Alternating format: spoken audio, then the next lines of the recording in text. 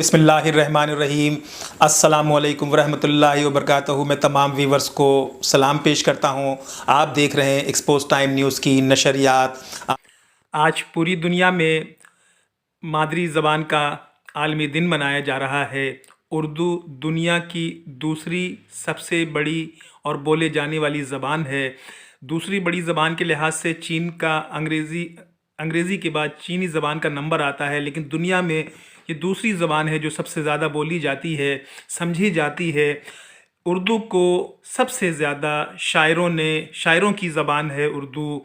लश्करी ज़ुबान भी है उर्दू, वाजिबुल एहतराम भी है उर्दू। लेकिन अफसोसनाक पहलू यह है कि सुप्रीम कोर्ट के हुक्म के बावजूद पाकिस्तान में दफ्तरी ज़बान के तौर पर अब तक उर्दू का नफाज ना होना, क्या ये तौहीन अदालत के मुतरादिफ नहीं है?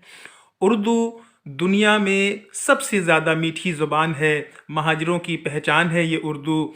और हिंदुस्तान, पाकिस्तान, बांग्लादेश, श्रीलंका, इसी तरह दुनिया में जहाँ जहाँ लोग हैं वहाँ उर्दू बोली और समझी जाती है।